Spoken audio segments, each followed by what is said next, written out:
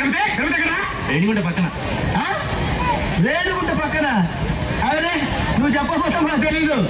గడ్డ కొట్టాలంటే మొహం చెట్టు అయిపోద్ది. పిచ్చి పిచ్చి యాక్షన్ ఇక మా అసిస్టెంట్ గురించి మాట్లాడుతున్నారా? తిరుపతి ఏంటంటే ఎక్కడ తెచ్చావరా? పిడి కింద వెళ్ళాను. పిడే అదే తిరగలు పిడి ఏమండే నాలుగు నుంచి డబల్ డ్యూటీ చేస్తున్నాడు కదా, జీతం మీద చూసుకా పోలేరా. చాలా కష్టపడి పని చేస్తున్నావు కదా. రే మన పాత పద్ధతి ప్రకారం నేను ప్రశ్న వేస్తాను. ఆ ప్రశ్నకు నువ్వు సరిగ్గా సమాధానం చెప్పావనుకో నేను నెల జీతం కట్టుతాను. అప్పుడు సమాధానం చెప్పావనుకో నెల జీతం కట్టు. అయ్యి బాబాయ్ మళ్ళీ ఎవరు మగలు చూసారేమో అడగండి, జాగ్రత్తగా విను. ఒక సెంటర్ లో ఒక చోట గాంధీ గారి విగ్రహం ఉంది, దాని పక్కనే నెహ్రూ గారి విగ్రహం ఉంది.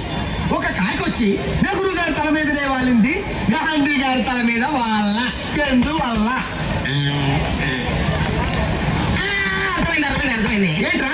ఏముందండి, గాంధీ గారి నెత్తి మీద చుట్టుండదు, వాళ్ళతే కాలు దారి పడిపోతానని భయపడి టోపీ ఉన్న నెహ్రూ గారి నెత్తి మీద వాలింది. అక్కడే కళాయిలో కాలేసావు. మీరు చెప్పండి చూద్దాం. గాంధీ గారి చేతిలో కర్ర ఉంది కాబట్టి నీ నెల జీతం కట్టు. చూసుకో పని చూసుకో.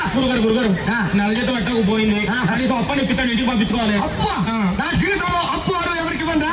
అనవసరంగా రూపాయి అప్పు ఇవ్వను, అనవసరంగా ఒక అప్పుటి అరువు పోయాను. ఎందుకా అదిగో వస్తున్నాడు. ఏం చేస్తారా? తప్పేరు కదా, డబ్బు లేడు తెలుసుకోండి. వస్తున్నాడు బాబు. నిన్నే బాబు. ఏంటి బాబు? అరడాదులు ఇడ్లీ, అరకేజీ ఉప్మా, పెద్ద పెసర, మినీ మినప పట్టుకురా బాబు. అలాగే డబ్బులా?